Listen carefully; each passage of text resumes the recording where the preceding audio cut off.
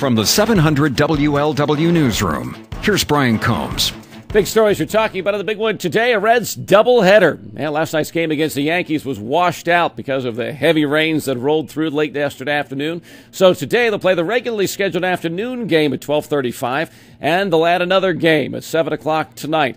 They'll close the stadium in between games, clear out the park, hopefully get it all in, weather permitting. There are more storms, showers in the forecast again this afternoon and this evening in the tri-state. Reds game this afternoon is not a sellout. Tickets are available. However, tonight it's only standing room only and single seats that are available for that game against the New York Yankees. Yankees took game one of the series, so the Reds are looking for a couple of wins today so they can claim this series from the Bronx Bombers. Cleanup continues in the tri-state from the heavy rains of yesterday. For the year now, we're 18 inches of rain above normal levels. What that basically means is that at this point, halfway into the year, we've already received as much rain as we get in an entire year in the tri-state. Yesterday, the rains forced mudslides and opened up sinkholes, especially in Anderson Township and Claremont County, where more than 3 inches of rain fell yesterday afternoon alone. Again, the Fox 19 Storm Tracker forecast says there's the threat again today for heavy rain in the tri-state,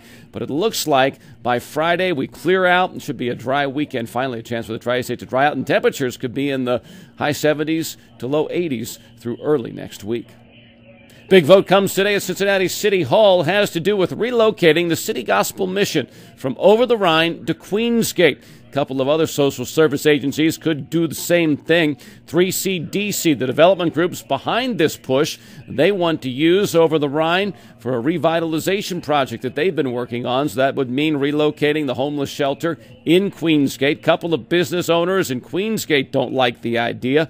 A vote comes at City Hall this afternoon. Yesterday, a council committee did approve the switch. A couple of big votes in Columbus today in the Senate. The Ohio Senate considering the voter ID bill, the one that would mean that people would have to show a picture ID to vote in person next year.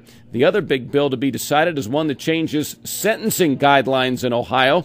It would mean that all nonviolent offenders would not go to prison. Whether it's theft or drugs, they'd find somewhere in the local community to get them help, put them in rehab, or lock them up for a shorter period of time.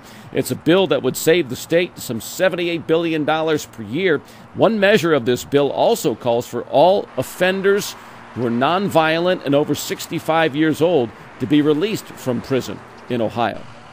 Indiana man's in trouble for sexting a 12-year-old girl and arranging a sexual encounter with her. He was arrested in Milroy, Indiana, yesterday. This man is Amish. He's 21 years old. He is William Yoder, and police say he showed up for this encounter that he had arranged in a horse and buggy. Could be new developments in the murders of a Florence couple. Police today have released the photo of a man that they call a person of interest in the death of William and Peggy Stevenson.